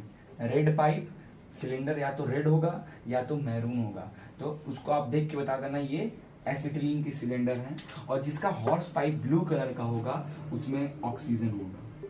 ठीक है, इसके जो सिलेंडर का कलर होता है जनरली ब्लैक कलर या ब्राउन कलर इसके आसपास। ठीक है, तो ये कुछ क्वेश्चंस आपको बताया हूँ, याद रखना है बहुत अच्छे से। तो देखो, अब ये फ्लेम की बात कर रहे हैं, ये सब तो कॉमन चीज है, हम फ्लेम की बात कर रहे हैं।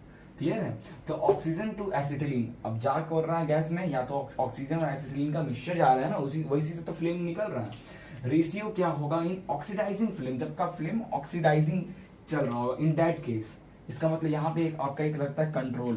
ठीक है, यहाँ पे एक कंट्रोल रहता है, ऐसा एक कंट्रोल करता है कि ऑक्सीजन कितना आएगा, एक कंट्रोल करता है ऐसा होगा नोजल टाइप का, और एक होगा आपका एसिटिलीन कितना जाएगा। ठीक है, तो ऑक्सीडाइजिंग फ्लेम चाहिए आपको, इसका मतलब ऑक्सीजन की मात्रा ज्यादा चाहिए, ऑक्सीजन की मात्रा एज कम्पेयर टू एसिटिलीन आपको ज्यादा चाहिए। तो कौन सा ऑप्शन लग रहा है, तो इसमें देखिए 3 टाइप का जनरली फ्लेम होता है। ये जो रेशियो आपको पहला रेशियो दिख रहा है, जो 1:1 मतलब same amount of oxygen same amount of acetylene हम ले रहे हैं, तो इसको हम लोग कहते हैं न्यूट्रल फ्लेम। न्यूट्रल फ्लेम, जो फ्लेम आ रहा होगा आपको वो कैसा होगा, न्यूट्रल फ्लेम होगा। ठीक है, और इसमें सिंगल लेयर का फ्लेम होता है, मतलब एक ही लेयर ऐसा आता रहता है। ठीक है, सिंगल लेयर फ्लेम। एंड ना अब देखो यहाँ पे एक ज्यादा है 1 वाला पार्ट। अच्छा, एक ऑप्शन मैं ऐसा रख देता हूँ, एक ऑप्शन मैं इसको रखूंगा ऐसा कि 1:, ओके ऐसे रखता हूँ 0.5:0.9। ठीक है, तो अब जो दूसरा ऑप्शन आपको दिखा रहा हूँ जिसमें ऑक्सीजन की मात्रा कम है और एसिटिलीन का मात्रा ज्यादा है। ठीक है, तो इस टाइप के फ्लेम को हम कहते हैं कार्बोराइजिंग फ्लेम। कार्बोराइजिंग फ्लेम, इसमें जो रेशियो होता है दोनों में 0.85 to 0.98 तक ज्यादा होता है एसिटिलीन में। तो देखो ये बात, अब ये 2:1 जो दिख रहा है इसे ही कहते हैं हम ऑक्सीडाइजिंग फ्लेम, इसमें ऑक्सीजन की मात्रा ज्यादा है। ठीक है, इसको कहते हैं ऑक्सीडाइजिंग फ्लेम। तो ऑप्शन 4 आपका सही होगा। कुछ कुछ बुक में जनरली जो इसके वेरिएबल्स होते हैं, वो जो वेरिएबल होते हैं वो होते हैं 1.5 to 1 या फिर 2 ले लीजिए आप, 1.95 तक ही रखना है। ठीक है, अगर इनके बीच में कोई ऑप्शन दिखा तो आप टिक कर सकते हो, बट यहाँ पे मुझे ये ऑप्शन सबसे बेस्ट लग रहा है, तो ये ऑप्शन आपको सही। ओके, ये क्वेश्चन देखिए, क्वेश्चन नंबर 4 RRB JEE 2016 में पूछा गया था ये question. The material is used for coating the electrode is flux, slag, binder और प्रोटेक्टिव लेयर। देखो, अगर किसी इलेक्ट्रोड की कोटिंग की बात हम कर रहे हैं, मेरा कोई इलेक्ट्रोड है, क्या होता है इलेक्ट्रोड भाई? आर्क वेल्डिंग में जो वेल्डिंग करता है, ठीक है, इसको ऐसे बनाते हैं, आपका 2 पार्ट हो गया, इनको ज्वाइंट करना है, इनको ज्वाइंट करना है, तो हम आर्क वेल्डिंग में ये इलेक्ट्रोड यूज करते हैं, एसएस का होता है, माइल्ड स्टील का इलेक्ट्रोड होता है, इसके ऊपर थोड़ा मिट्टी टाइप का आपको ऐसा कोटिंग लगा हुआ दिखेगा, क्लियर है? उस कोटिंग को हम क्या कहते हैं? फ्लक्स, स्लैग, बाइंडर या प्रोटेक्टिव लेयर। मैक्सिमम ने तो प्रोटेक्टिव लेयर आंसर दे दिया होगा, जो पढ़े हैं वो बता देंगे। फ्लस्क कहते हैं इसको, क्या कहते हैं? फ्लस्क। ये फ्लक्स के क्यों लगा होता है? ये ताकि जब आप वेल्डिंग करते हो तो कोई ऑक्सीडाइजिंग एजेंट अंदर की ओर ना आ जाए, अदरवाइज यहाँ पे वेल्डिंग क्रैक हो जाएगा, एटमॉस्फेरिक एयर वगैरह ट्रैप्ड हो गया वेल्डिंग करने टाइम, ठीक है? तो इसलिए क्या होता है, ये आसपास ऐसा फ्यूम टाइप का बना लेता है ये फ्लस्क, ताकि कोई भी एक्स्ट्रा बाहर की गैसेस आपकी वेल्डिंग जोन में ना जाए, ठीक है? तो ये आंसर होगा। ये क्वेश्चन देखिए, which of the following is not a welding accessories. ठीक है, इनमें से कौन सा एसेसरीज है जो कि वेल्डिंग में यूज नहीं करते हैं हम? केबल, हैंड स्क्रीन, ग्लव्स या इलेक्ट्रोड होल्डर। तो आप वेल्डिंग में इलेक्ट्रोड होल्डर का तो यूज करते हो, अदरवाइज बिना इलेक्ट्रोड जिससे जो टॉर्च होता है उसके बिना आप तो पावर सप्लाई नहीं कर पाओगे। ग्लव्स हम यूज करते हैं ताकि हमारा हाथ वगैरह में जले ना। हैंड स्क्रीन भी यूज करते हैं ताकि हमें जो लाइट वेल्डिंग कर रहे हैं तो वो लाइट ना दिखे। केबल भी यूज करते हैं, और तेल, सब सही हो गया। ठीक है, केबल भी हम यूज करते हैं, वेल्डिंग लीड जिसको बोलते हैं, ठीक है? तो जो केबल ये चीज लिखा हुआ है यही आपका ऑप्शन होगा। This is your option, this is not a welding accessories. अभी मैंने बताया जस्ट कि होगा। ओके, अपन जो केबल यूज करते हैं, केबल मतलब क्या? कहीं भी यूज करना। आपका घर में जो वायर वगैरह है, जो मेन लाइनिंग है, उसको भी आप केबल कहते हो। यहाँ पे हम अगर लिखना होता तो इसको हम प्रोनाउंस करते हैं वेल्डिंग में वेल्डिंग लीड्स, ना कि केबल, ठीक है? इसलिए केबल ऑप्शन, वैसे तो जनरल कॉमन सेंस की आप जो लैंग्वेज में जो बात करते हो उसमें केबल ही बोलते हैं, बट इसका साइंटिफिक नेम है वेल्डिंग लीड्स, ठीक है? ओके, ये क्वेश्चन देखिए, अच्छा क्वेश्चन है, इंपॉर्टेंट क्वेश्चन है, पूछा गया है। कंफ्यूज करने टाइम में ऐसे क्वेश्चन पूछ दिए जाते हैं। In which type of welding a pool of molten metal is used? Pool of molten metal का यूज वेल्डिंग के लिए कौन से यूज करते हैं? देखिए, टीआईजी में तो होगा नहीं, एमआईजी में तो होगा नहीं, आर्क वेल्डिंग में तो होता ही नहीं है। एमआईजी क्या? Metal inert gas welding, metal का यूज करते हैं, ना कि मॉल्टेन मेटल का यूज करते हैं। Electro slag, yes, this is your right answer. तो मॉल्टेन मेटल का जो एज अ वेल्डिंग में हम यूज करते हैं वो इलेक्ट्रो स्लैग वेल्डिंग ही है आपका, ठीक है? ओके, ये देखिए, ये क्वेश्चन देखिए, अच्छा क्वेश्चन है, ये काफी बार पूछा गया है, बहुत इंपॉर्टेंट क्वेश्चन है, ठीक है? ये क्वेश्चन आपका पूछा गया है 2008 में, यस, 2008 में आरआरबी जेईई में ये क्वेश्चन पूछा गया है कि प्लेन एंड बट वेल्ड में be used on a material up to approximately 25 mm thick होना चाहिए, 50 mm थिक, 40 mm थिक या 70 mm थिक। बट जॉइंट क्या है भाई? देखो, ये एक हमारा मेटल पीस हो गया, ये दूसरा मेटल पीस हो गया, इनके बीच में ये वेल्डिंग, इसको कहते हैं बट जॉइंट।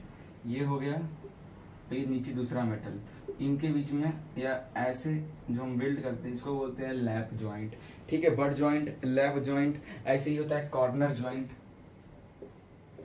ठीक है? इसको बोलते हैं कॉर्नर जॉइंट, टी जॉइंट भी कहते हैं इसको, ओके? नहीं, this is corner joint. T joint ऐसा होता है बीच में, इधर वेल्ड इधर वेल्ड, ठीक है? तो ये जो बट जॉइंट है, इसके लिए जो मटेरियल की जो थिकनेस होनी चाहिए, ठीक है, क्योंकि आप ऐसे रखकर जोड़ रहे हो, ठीक है, बहुत ज्यादा, तो इसकी जो थिकनेस होनी चाहिए ये कम से कम मिनिमम अप्रोक्सीमेट 25 mm थिक तो होना ही चाहिए। तो प्लेन एंड बट वेल्ड में be used on material up to approximately 25 mm thickness तक के लिए, ठीक है? याद रखना ये क्वेश्चन। चलिए ये क्वेश्चन देखिए, एसएससी जेईई 2006 में का क्वेश्चन है। बहुत सिंपल क्वेश्चन है, ठीक है, कोई भी इसका आंसर दे सकता है, थोड़ा बहुत वेल्डिंग की जानकारी होगी तो। In arc welding, arc is created between the electrode and the work piece. ये आपका हो गया वर्क पीस, ठीक है, ये आपका हो गया इलेक्ट्रोड जो कि इसमें होल्ड है, ठीक है। तो इनके बीच में जो आर्क प्रोड्यूस होता है, वो आर्क क्यों प्रोड्यूस होता है? Because of flow of current. ये भी हमारा जो वर्क पीस है ये अर्थिंग से कनेक्ट होता है, ठीक है, ये वर्क पीस हमारा कनेक्ट होता है हमारी मशीन से, हमारी मशीन से ये भी कनेक्ट होता है। Because of flow of current the arc will be created. The flow of current, option 1 is your right answer. अब आपको अगला दो क्वेश्चन है, वो इसी टॉपिक पे दो क्वेश्चन है, आप देखना, बहुत ये टॉपिक क्लियर हो जाएगा आपका अप्रोक्सीमेट। ये क्वेश्चन देखिए, इन DCSP the polarity of electrode and workpiece is क्या है? इस पहले समझिए DCSP क्या होता है। DCSP का मतलब क्या है? Direct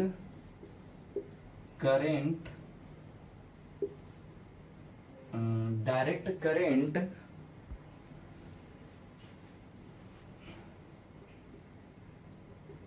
straight polarity. Direct current straight polarity क्या होता है इसमें? तो इस डायग्राम को मैं थोड़ा और अच्छे से बनाता हूँ। ये आपका मशीन हो गया, वेल्डिंग मशीन। इस वेल्डिंग मशीन का ये प्लस है, ये माइनस है, ठीक है। तो होता क्या है, for direct current straight polarity में ये जो निगेटिव वाला पार्ट है ये आपका इलेक्ट्रोड से कनेक्ट होता है, और ये पॉजिटिव पार्ट जो है ये आपका कनेक्ट होता है वर्क से। तो इससे क्या होता है, हमें पता है इलेक्ट्रॉन हमेशा निगेटिव से पॉजिटिव की ओर मूव करता है, ये तो पता है ना इलेक्ट्रॉन का हमेशा। तो ये जो निगेटिव वाला इलेक्ट्रोड पार्ट है, इससे करंट देखो जो डायरेक्शन दिखाया वर्क पीस की ओर जा रहा है, क्लियर है। तो याद रखना है इलेक्ट्रोड निगेटिव होगा in direct current straight polarity में, और वर्क पीस पॉजिटिव होगा, तब ये करंट इलेक्ट्रोड से वर्क पीस पे फ्लो करेगी। ये क्वेश्चन काफी बार पूछा गया है, ठीक है। तो ऐसे आपको जवाब देना है। अच्छा, इसमें कुछ एडवांटेजेस डिसएडवांटेजेस बता रहे हैं। इससे क्या होता है कि आपका जो इलेक्ट्रोड है वो जल्दी कंज्यूम नहीं होता है, क्योंकि यहाँ से इलेक्ट्रॉन इसमें पास हो रहा है ना, तो जहाँ पे टकराएगा ना ये पॉइंट बहुत ज्यादा हीट होने लगता है, ये पॉइंट काफी ज्यादा हीट होता है। और कैसा भी आप मेटल ले लो, मतलब कितना भी थिकनेस वाला मेटल ले लो, आप इजीली कम से कम टाइम में बहुत अच्छी तरीके से वेल्ड कर सकते हैं इस प्रोसेस से, ठीक है। तो ये एक एडवांटेजेस है, किसी भी तरीके का आप मेटल को आप कर सकते हैं, एक्सेप्ट कुछ मेटल्स हैं जिनको आप इस केस में आप वेल्डिंग नहीं कर सकते हो। एग्जांपल देखा जाए तो इसका एग्जांपल है एल्युमिनियम, मैग्नीशियम, कॉपर। एल्युमिनियम हो गया, मैग्नीशियम हो गया, कॉपर हो गया, ठीक है, इनमें ये प्रोसेस एप्लीकेबल नहीं होता है, क्लियर है। अब इसी में मैं आपको 10th क्वेश्चन आपको दे रहा हूँ, in direct current straight polarity था आपका। नेक्स्ट इसी में मैं बता देता हूं आपको। अब बताइए DCRP क्या है? DCRP क्या है? क्लियर है? इसको बोलते हैं डायरेक्ट करंट रिवर्स पोलैरिटी। क्या बोलेंगे? Reverse polarity. इसमें क्या होता है, इसको आप मिटा देते हैं, ये वाले ब्लैक वाले लाइन को, अपोजिट, ठीक है। इसमें क्या होगा, पॉजिटिव पार्ट आपका कनेक्ट होता है किससे? आपके इलेक्ट्रोड से। निगेटिव पार्ट आपके वर्क पीस से कनेक्ट होता है। तो इसमें वर्क पीस से करंट इलेक्ट्रोड की ओर फ्लो होता है, ठीक है। तो इससे क्या होता है, इलेक्ट्रोड ज्यादा हीट होगा, हीटिंग तो बढ़ेगी, हीटिंग इफेक्ट तो बढ़ेगी ना, तो ये जल्दी कंज्यूम होने लगता है। इसलिए अगर आपको ऐसे यूज करना है तो जो मैंने एल्युमिनियम, मैग्नीशियम, कॉपर वाला जो कुछ मेटल्स हैं जो काफी इजीली तरीके से इस प्रोसेस से हो जाते हैं, क्योंकि ज्यादा टेम्परेचर उनकी मेल्टिंग पॉइंट कम होती हैं, तो उसमें ये चीज हम यूज करते हैं। जिस वर्क पीस की जो भी मेटल हम यूज कर रहे हैं उसका मेल्टिंग पॉइंट कम है, अगर हल्का हीट दे तो एकदम पिघल जाए, ऐसा ना हो, तो इसलिए उस टाइप के मेटल में हम इसका यूज करते हैं। क्लियर है? तो आपका इलेक्ट्रोड ज्यादा कंज्यूम ना हो इसके लिए oxygen to acetylene ratio is neutral. Flame के लिए मैं यहाँ पे लिखा हूँ frame, it's wrong, it's flame. ठीक है, फ्लेम के लिए। तो oxygen to acetylene ratio in neutral flame के लिए, तो इससे पहले ही मैंने आपका जो लेक्चर डे 20 था उसमें 21 था, उसमें बताया था एक रेड सिलेंडर होता है जिसमें हम एसिटिलीन रखते हैं, इसका जो पाइप होता है उसको हम बोलते हैं होज। एक होता है हमारा ब्लैक सिलेंडर, एक होता है हमारा ब्लैक सिलेंडर, गैस वेल्डिंग में इसका यूज होता है जिसमें ऑक्सीजन होता है, और इसका जो होज पाइप होता है ब्लू कलर का, दोनों एक टॉर्च से मिलते हैं और यहाँ से आर फ्लेम निकलता है। तो 3 टाइप का फ्लेम होता है, न्यूट्रल फ्लेम, कार्बोराइजिंग फ्लेम और ऑक्सीडाइजिंग फ्लेम। ऑक्सीडाइजिंग फ्लेम में क्या बताया था मैंने कि ऑक्सीजन का जो रेशियो होगा एसिटिलीन के अकॉर्डिंग ज्यादा होगा, एसिटिलीन के अकॉर्डिंग जो आ रहा होगा इसमें ऑक्सीजन ज्यादा हो रहा होगा, कार्बोराइजिंग में एसिटिलीन ज्यादा हो रहा होगा, और न्यूट्रल में both are in same amount में ट्रांसफर होगा। तो ऑप्शन कौन सा? Option 1 is your right answer, 1:1 में ट्रांसफर हो रहा है। ठीक है, now the phenomenon of weld decay, second question आप देखिए, the phenomena of weld decay occurs in cast iron, brass, stainless steel या ब्रॉन्ज। क्या होता है ये वेल्ड डीके? बहुत इंपॉर्टेंट क्वेश्चन है, बहुत कम लोग ये टॉपिक को पढ़ते हैं, डिटेल में नहीं जाते हैं, बट ये क्वेश्चन इंपॉर्टेंट है, मैं आपको यहाँ पे बता रहा हूँ। देखिए, जब आप वेल्डिंग करते हैं, जब 2 जॉइंट्स आप जोड़ते हैं, तो आप क्या करते हैं, ऐसे ऐसे मटेरियल फिल करना चालू करते हैं, ऐसे ऐसे मटेरियल आप फिल करना चालू करते हैं। तो आप जब ऐसे मटेरियल को फिल करते हो तो क्या होता है, यहाँ पे हीट भी ट्रांसफर हो रहा है, आप इलेक्ट्रोड से मटेरियल फिल कर रहे हो ना, तो हीट ट्रांसफर हो रहा है, तो ऐसे ऐसे ऐसे ऐसे हीट भी ट्रांसफर होगा, कुछ दूर तक आ जाएगा। फॉर एग्जाम्पल ये जो एरिया है इसे ही हम कहते हैं HAZ, हीट इफेक्टेड जोन। तो क्या होता है हीट इफेक्टेड जोन के कारण, तो इसमें फॉर एग्जाम्पल ऐसे कौन सा मेटल है जिसमें ये चीज ज्यादातर देखा जाता है, वेल्ड डीके। ठीक है, तो उसमें जब आप क्या होगा कि इसके जो इंटरमोलिकुलर ग्रेन्स हैं, इस मेटल का जो इंटरमोलिकुलर ग्रेन्स हैं वो किस इस तरीके का बनने लगता है। ठीक है, ये हीट इफेक्टेड जोन वाले एरिया में। तो इस पे अगर आप तुरंत ठंडा कर रहे हो, फॉर एग्जांपल आपने पानी में डाल दिया, अपना वेल्ड हीट है, तुरंत पानी में डाल दिया, ठीक है, तो जल्दी क्विक कूल होने के कारण क्या होता है, आपके जो ग्रेन्स हैं ऐसे ऐसे हो जाते हैं, और ड्यू टू कोरोजन और ड्यू टू हैवी कोरोजन के कारण ये पार्ट यहाँ से क्रैक हो जाता है।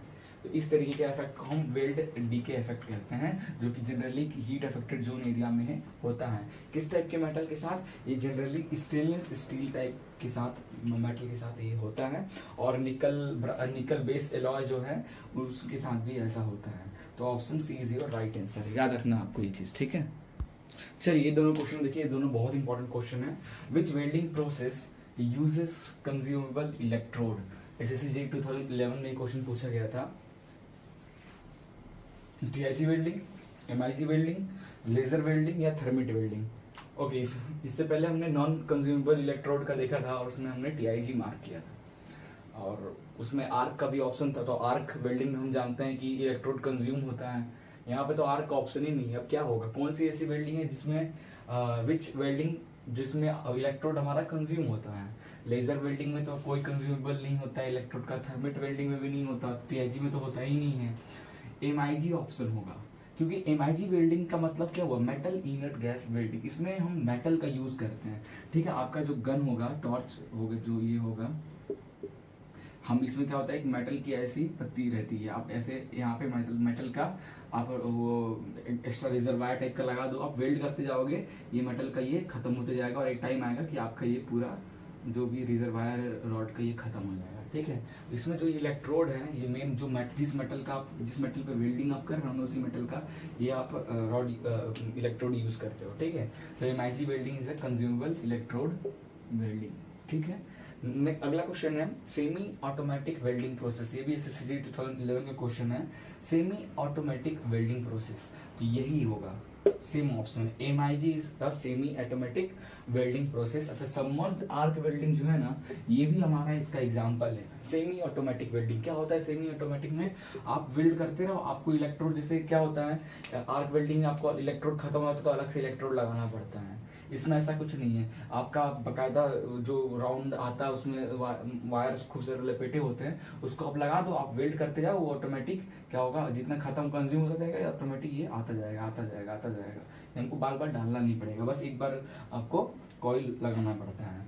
Same to same submerge arc welding में भी ऐसे ही होता है, बट दोनों को कंपेयर करें तो MIG को हम बेस्ट और सुटेबल कहते हैं इन case of semi automatic welding process में। तो MIG आपका सही आंसर हो जाएगा, ठीक है। ओके गाइस, ये क्वेश्चन देखिए दोनों, क्वेश्चन नंबर 5 और क्वेश्चन नंबर 6। ओके, ये 2012 में पूछा गया था, SSC JEE 2012 में पूछा गया था, और ये क्वेश्चन जो है 2011 में पूछा गया था, ठीक है। अच्छा क्वेश्चन दोनों। सोल्डर इज एसेंशियली कहाँ यूज करते हैं हम सोल्डर का? इलेक्ट्रॉनिक्स कंपोनेंट को वेल्डिंग करने के लिए जो हम यूज करते हैं सोल्डर, ऐसा रहता है इलेक्ट्रॉनिक्स किट वगैरह को वेल्ड सोल्डरिंग जो होते हैं, तो उसमें जो हम अलग से फिलर मटेरियल यूज करते हैं उसको हम सोल्डरिंग में सोल्डर कहते हैं। तो किसका बना होता है? टिन लीड बेस एलॉय, याद रखना है, टिन लीड बेस एलॉय से बना होता है। Filler material is used in gas welding, seam welding, spot welding, projection welding. किस में यूज करते हैं फिलर मटेरियल? क्या होता है फिलर मटेरियल? आपका कोई पार्ट हो गया, उसको वेल्ड करना है, ठीक है, वेल्ड करना है, तो क्या कर, जिस मेटल का ये बना होता है ये पार्ट, फॉर एग्जांपल अगर आप TIG वेल्डिंग कर रहे हो और ये SS का है, तो SS की आपको क्या करना है, ये आपका तो वेल्डिंग रॉड हो गया, अलग से इलेक्ट्रोड, ये इलेक्ट्रोड रहता है, अलग से आप फिलर मटेरियल डालते हो, फिलर मटेरियल वैसे गलता रहेगा और ये यहाँ पे आके सेट होता जाएगा। इसमें से किस में कहते हैं? यस, गैस वेल्डिंग में करते हैं ना। गैस वेल्डिंग जब गैस टॉर्च से हम जब हीट करते हैं तो उसमें अलग से हम फिलर मटेरियल डालते हैं ताकि वो पिघल कर उस एरिया में जाके बैठ जाए और दो मेटल को सेट कर दें, गैस वेल्डिंग, ठीक है। अब देखो इसमें और भी है, spot welding, seam welding, projection welding. तो जब ऐसा क्वेश्चन जब मैं आपको कराता हूँ ना, तो एक काम बस आप करो, क्या होता है स्पॉट वेल्डिंग, सीम वेल्डिंग और प्रोजेक्शन वेल्डिंग, एक बार आप नेट में सर्च मार के थोड़ा सा पढ़ लेना उनके बारे में। क्या होगा कि कभी कभी इस टॉपिक से क्वेश्चंस बनेंगे तो आप इजीली कर सकते हो, ठीक है। ओके, ये दोनों क्वेश्चन देखिए, CCJ 2013 में क्वेश्चन है ये। इन विच welding molten metal, in which welding process molten metal is used to joining the metals? molten metal का हेल्प से, molten metal के हेल्प से हम दो मेटल को ज्वाइन करते हैं। तो कौन से वेल्डिंग में ऐसा करते हैं? MIG में ऐसा करते हैं क्या? molten metal को MIG में तो हम इलेक्ट्रोड यूज करते हैं वो तो सॉलिड होता है, TIG में भी हम सॉलिड फिलर मटेरियल यूज करते हैं। Thermit welding it is a type of exothermic welding in which we have to use molten metal for joining the two metals, ठीक है, आपको याद रखना है। अगला क्वेश्चन है, the soldering process is carried out in the temperature range. अब soldering process है, ठीक है, ये जनरली कहाँ यूज करते हैं हम? इलेक्ट्रॉनिक डिवाइसेस, इलेक्ट्रॉनिक्स किट को सोल्डरिंग करने के लिए यूज करते हैं, ठीक है। तो इसका जो टेम्परेचर होगा, इसमें आप देखो, खुद कॉमन सेंस लगाओ, क्या 300 से 500 तक हीट होता होगा? नहीं, सबसे कम वाला जो दिख रहा है उसको टिक करवाओ, 15 to 60 डिग्री सेल्सियस, ये आपका सबसे बेस्ट आंसर है, ठीक है। नॉट दिस इज नॉट सबसे कम टेम्परेचर, कुछ ज़्यादा ही कम हो गया, ठीक है, इतना भी नहीं होता। कितना था? 15 to 70 था ना? नहीं, इतना भी कम नहीं होता। 100 डिग्री सेल्सियस तक तो आपका वाटर ही बॉईल होता है, ये तो मेटल, आप तो मेटल को पिघलाते हो। तो 180 डिग्री सेल्सियस से 250 डिग्री सेल्सियस, ये सबसे सही ऑप्शन है इस क्वेश्चन का, ठीक है। तो आपको ये क्वेश्चन का आंसर इसको याद रखना है, ठीक है। ओके, लास्ट 2 क्वेश्चन मैं आपसे ये कर रहा हूँ। ये दोनों क्वेश्चन, ये क्वेश्चन गेट में पूछा गया था, ठीक है, गेट 2013 में, और ये क्वेश्चन था RRB JEE 2012 का क्वेश्चन, ठीक है। बहुत अच्छा, दोनों क्वेश्चन बहुत जबरदस्त हैं अपने में ही। In thermit welding aluminium and iron oxides are mixed in the ratio of 1:1, 1:2, 1:3, 2:1। तो 1:3 इसका सही आंसर होगा। अच्छा, अब हम जान लेते हैं कि ये थर्मिट वेल्डिंग क्या है, कैसे काम करता है ये वेल्डिंग, थोड़ा बहुत देख लेते हैं। बाकी मिक्सिंग क्या है रसी ये तो आपको याद करना पड़ेगा। जनरली क्या होता है, हम जो रेल ट्रैक होते हैं ना, ये एक रेल का पटरी हो गया, ये एक रेल का एक ट्रैक हो गया, दोनों ट्रैक को जब ज्वाइंट करते हैं तो हम कोई नॉर्मल आर्क वेल्डिंग या टीआईजी वेल्डिंग या एमआईजी वेल्डिंग नहीं करते हैं, क्योंकि इतना लोड जब उस पर से ट्रांसफर होगा तो भाई वो क्रैक होता है, वेल्डिंग क्रैक्स तो होते ही हैं, डिफेक्ट्स इतने सारे आपको वेल्डिंग में पता ही होगा, क्रैक्स हो जाएंगे तो फिर तो दिक्कत हो जाएगा। और जंगल में कहीं क्रैक हुआ है नहीं पता चला, एक बार ट्रेन गई दूसरी ट्रेन गई, फिर कुछ दिक्कत हो गया तो दिक्कत हो जाएगा। इसलिए हम क्या करते हैं, एक तरीके का कास्टिंग तरीके का वेल्डिंग करते हैं, वेल्डिंग ही करते हैं but in the terms of casting. कैसे बनाते हैं, एक्चुअली एक तरीके का कास्टिंग ही करते हैं हम। एक मोल्ड, ये हमारा रेलवे ट्रैक हो गया, ठीक है, ये हमारा रेलवे ट्रैक हो गया, ठीक है, इन दोनों को ज्वाइन करना है। कैसा सेक्शन होता है रेलवे ट्रैक का, कुछ इस तरीके का,